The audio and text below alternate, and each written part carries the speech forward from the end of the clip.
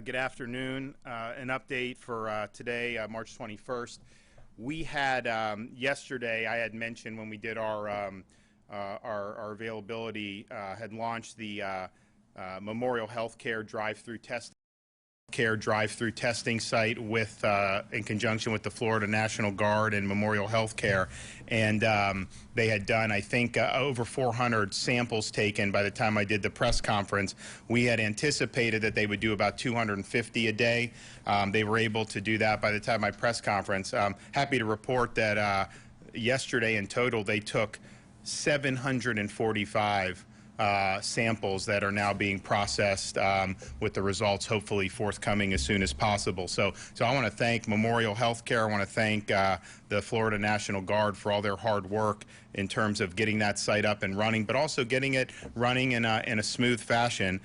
Today, as of 3 p.m., the site's already done another 450, and obviously they're going to still be open for a little while longer than that. We've also been able, HHS sent us another 5,000 collection kits, so we're sending those down to Broward as well. So I think that site hopefully can be a model with what else can be done. And again, that's in Pembroke Pines. It's open 9 to 5, although yesterday pretty much every car in line, they worked really late and did a really good job. And we think that these sites are very, very important. You know, you have seen increases in the number of people that have tested positive, which we expected. But it's important to kind of get a sense of what's out there. It's very divergent across the state in different communities. And, you know, we want to have widely available testing as soon as we can. If we had another 250,000 collection swabs like we ordered immediately upon the emergency, you know, we would be in really good shape. But we're working every day telling Jared, figure out this way, this way, this way. And so we're getting them in and pushing them out. We also have federally supported test sites. So Jared worked with FEMA to be able to get, it's basically a plug and play. They don't give us any personnel, but they give you the different things that you need to be able to take the samples. And so those are going to be in Miami at the Hard Rock Stadium parking lot. They're going to be in Orlando at the Orange County Convention Center, and then in Jacksonville, it's at the Jacksonville Jaguar Stadium. The Jacksonville one opened today. I was able to talk with the sheriff in Duval. Very smooth, actually relatively lightly trafficked. He thinks that they may end up expanding the ages to try to get more people in. And so, you know, in some ways, you know, that may be a good sign that maybe not a lot of people are experiencing some of these symptoms in Northeast Florida, but we'll have to see. But that, I think, is every one of those test sites comes with 2,500 collection samples. And so if the collection samples are taken appropriately, that's another 2,500 tests that can be done, and that's going to be very, very important. The Miami-Dade site is due at Hard Rock Stadium on Monday. When we had the Super Bowl there, I don't think people necessarily thought that we'd be back for the testing, but we're rolling with it and working as hard as we can to get as many people, particularly in the South Florida areas that are affected.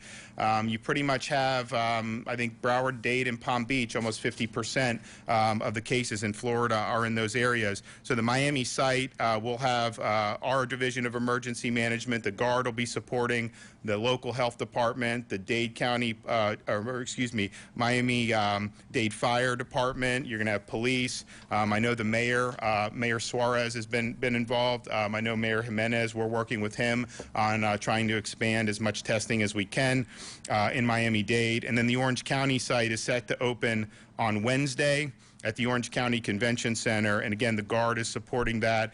You have the Sheriff's Office in Orange County. We also have some of the nurses are being surged there, so we're excited about that. Hope to be able to announce that Monday I'll be at the Villages to help open their drive-through test site at the Villages, which we look forward to do. So if you look at kind of where everybody was just 4 weeks ago, if somebody had symptoms and they were tested, they would go to the county health department, there'd be a sample taken. It would have to be sent to the CDC in Atlanta. It would take 5 to 7 days to be able to get that results back, and then we'd have to do everything through there, and it was difficult. We had anticipated getting more resources for that, but once it was clear that may not happen, Jared started getting stuff. Everyone was working hard to do it, and so now we're at the place where I think yesterday, what was there, 8,000 tests just yesterday? Is that the right in Florida?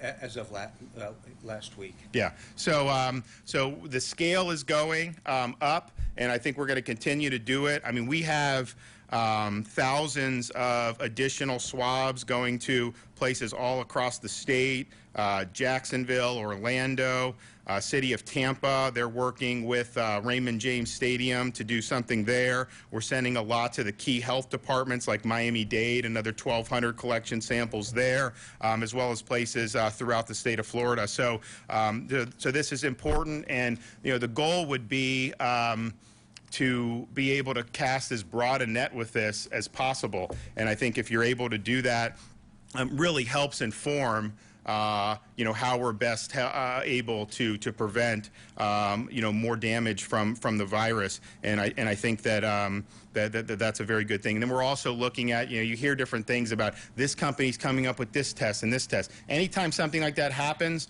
Jared's on it. We're trying to get that. There's one that the FDA approved that would be like almost an instant test within an hour. But there's going to be obviously a huge crush of demand for that, and the federal government's probably going to be one of the major players in that. But we're looking for all of that, and really want to do as best we can. I would say the one thing we've seen with the statistics is there's a lot said about kind of the 65 and older population, and for good reason. The virus, the fatalities, and the really serious hospitalizations have typically been people who have been over 60 and have a serious underlying medical condition, and that's still being borne out. But I would say in terms of the infection numbers, you actually have a majority of the infected have been under 60.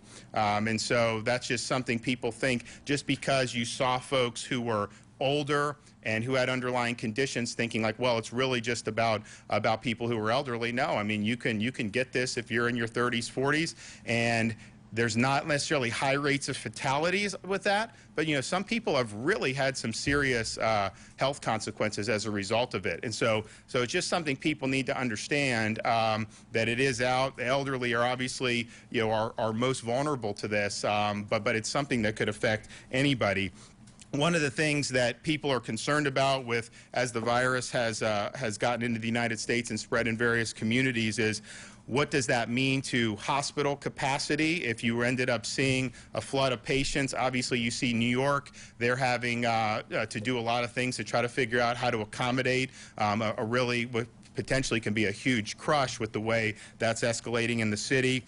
We in the state of Florida have 18,000 available beds out of about 55,000 beds overall. ICU bed capacity, almost 1,700 out of about 5,600 adult hospital ICU beds available. But what I've asked Jared, Mary, Dr. Rivkees to do is identify other facilities that could be used. And not just some of these are medical facilities that we could use. Some of them are things like convention centers.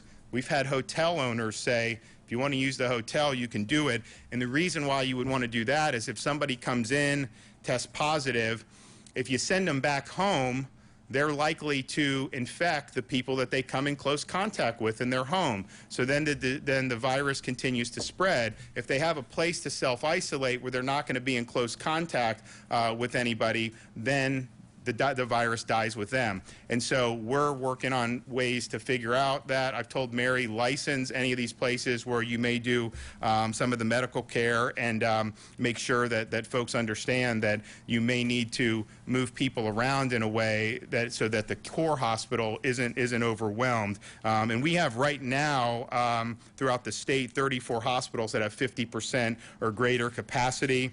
ACA has identified 6 vacant medical facilities throughout the state, which we may be able to utilize for response efforts, and they're looking at the best ways, to do that.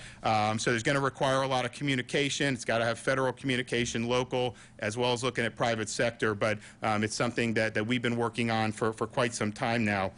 An update on the Broward ALF, Altria, Willowwood.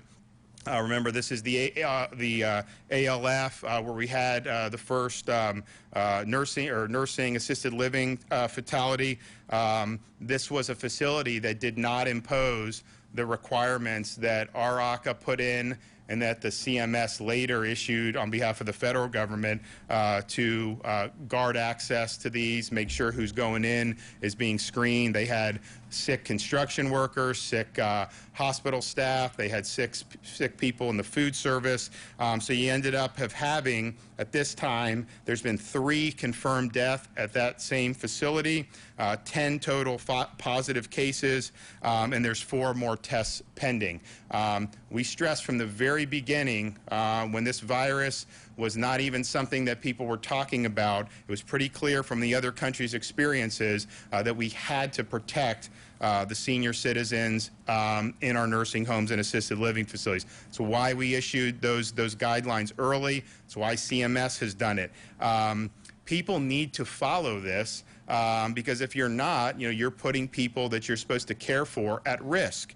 Law enforcement is now on site there.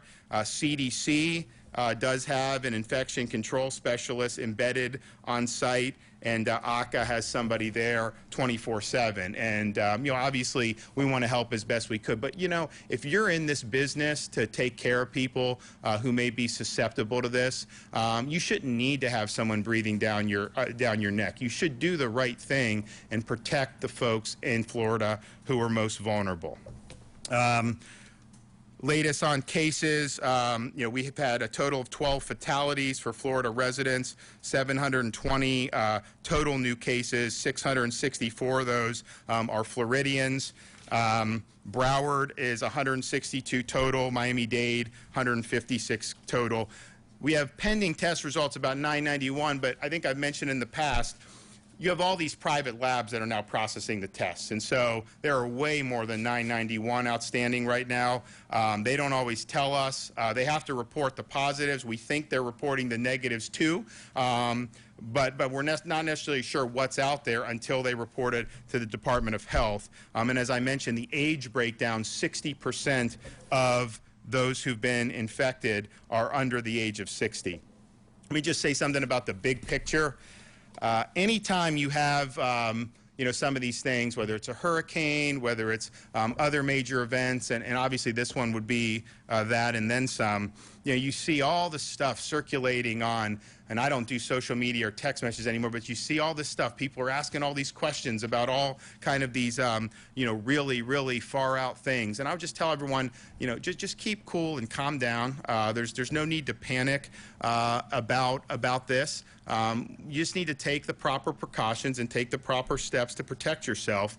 At the end of the day, if you follow the basic rules that the CDC has recommended, such as maintaining good hygiene, washing your hands religiously, and maintaining proper social distance from people, you are going to be okay if you follow those guidelines. And you're the really, individual Floridians are the best people who can really help us get past this and successfully past it. And remember, this is something, it's a contagious viral infection, but it's not something like the measles, where if you had an unvaccinated population, someone walks through the room, just by being around, you could potentially breathe in and get the measles. This is something that is passed along from person-to-person contact. Most of the infections are going to be from that. It's passed on when you have respiratory droplets, when somebody coughs or sneezes, and if you're in close contact with somebody within 6 feet, particularly for a sustained period of time, you have, you're then in the zone where you could attract this. Now, you can get it by touching a surface or object that has the virus on it than touching your face, but that's not the main way. The main way is close contact with somebody who is infected. And so that's why things like social distancing are so important, because if you do that, you will be protecting yourself. And the vast majority of the people in the investigations that have been done by the Florida Department of Health have either been people who acquired it internationally and brought it here, or got it with close, sustained contact with somebody else who's had COVID-19. And so it is a contagious infection, but at the same time, it's something that with proper steps you can guard yourself against. And also say this is something that, from a medical and health perspective, it's clearly a huge issue. And I know you got doctors, nurses, all these healthcare professionals working round the clock. Just know that we here at the state of Florida understand many of the challenges. We've been working tirelessly to get as much personal protective equipment here so that we can distribute as need be, working very hard to get, Jared has acquired additional hospital beds to try to help with those needs, and so that is something that he's doing every single day. One of the reasons we did the executive order to stop the elective surgeries was not that the hospitals are filled up now, they're not. They could be doing this stuff before there's a surge. The problem is using all the personal protective equipment. How much of that is there? The feds are obviously working hard to get more, but there's really been a crush on this unlike anything we've ever seen. But it's something that's very, very important to medical professionals. I mean, they need to be protected. They're putting themselves on the line, exposing themselves to folks who may be carrying this illness.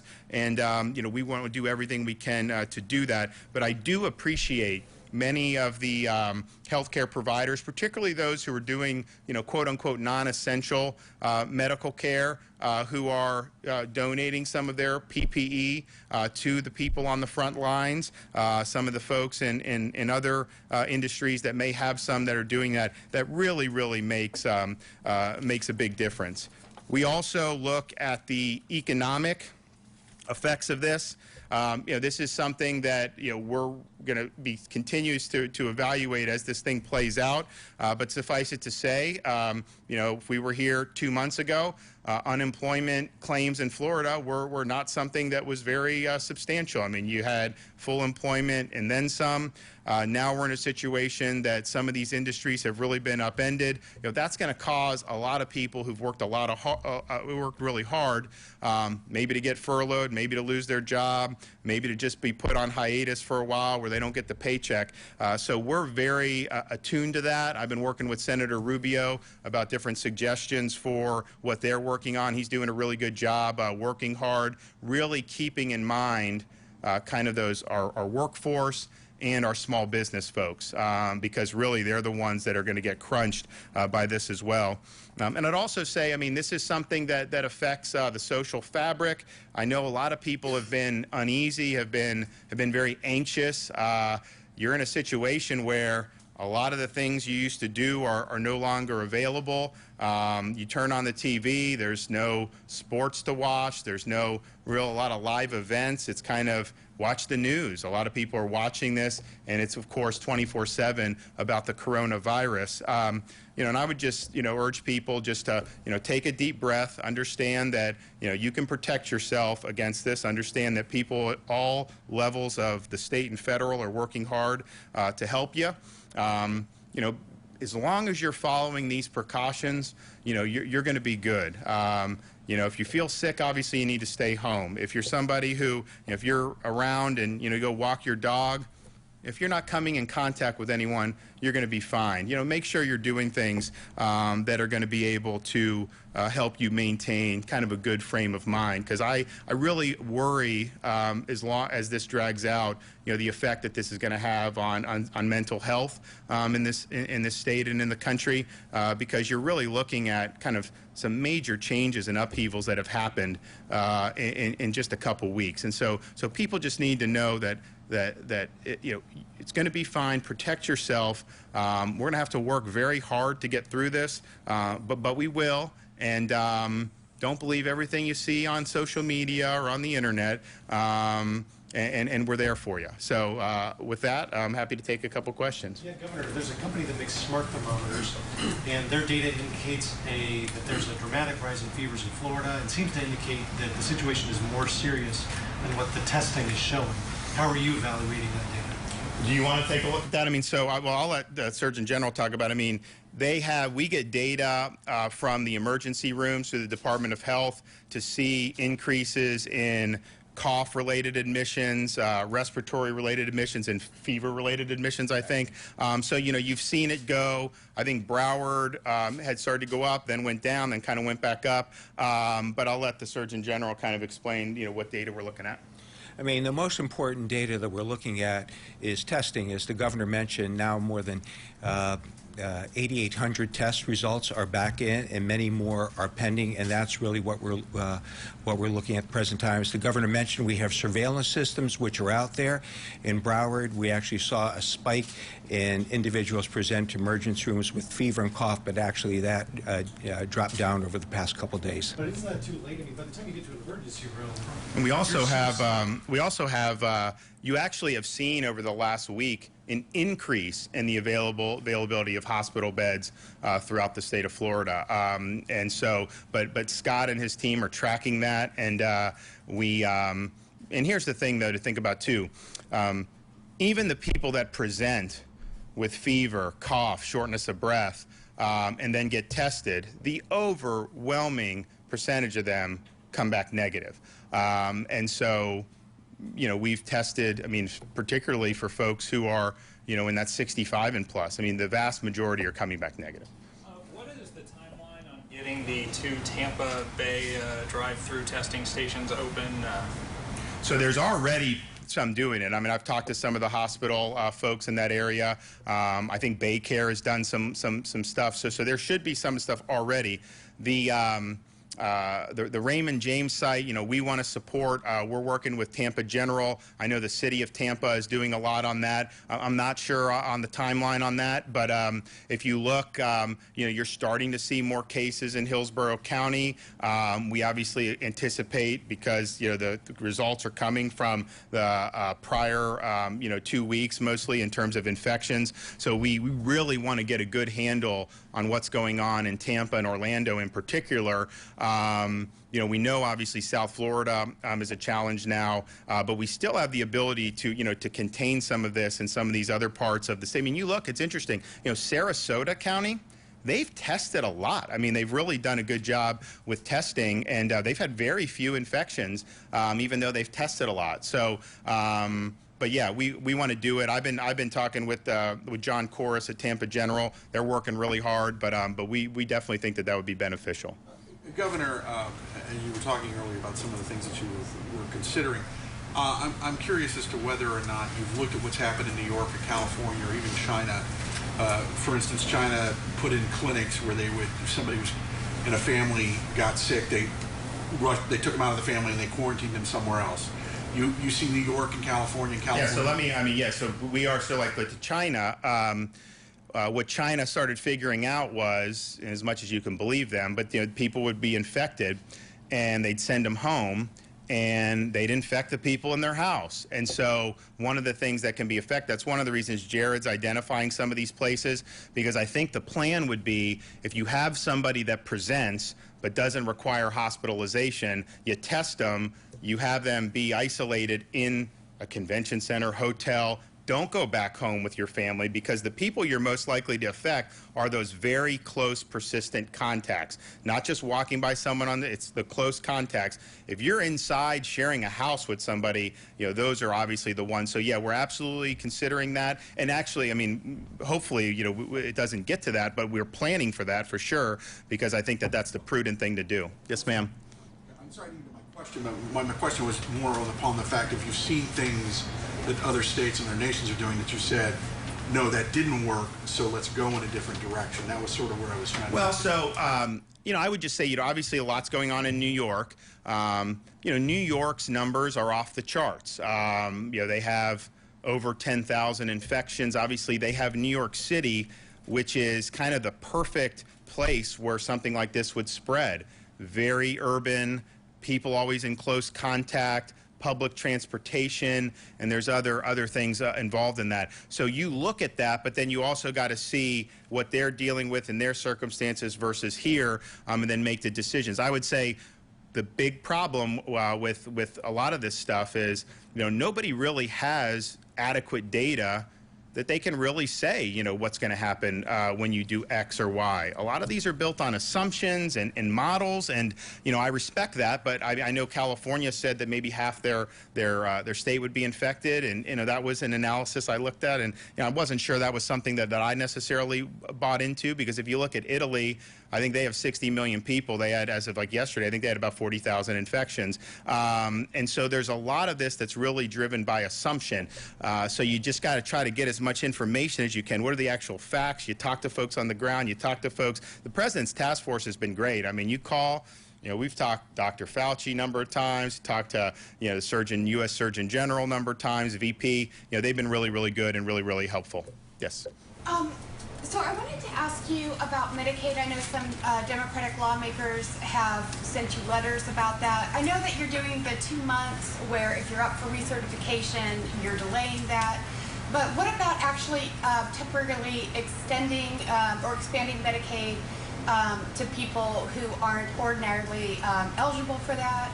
Well, so on this, the testing's free. You're going to be taken care of. I mean, I know, like, in a normal situation, this is an emergency situation. So someone presents themselves, at the county health department. We're going to work to take care of them. I'm not sure I can just unilaterally do some of that stuff, anyways.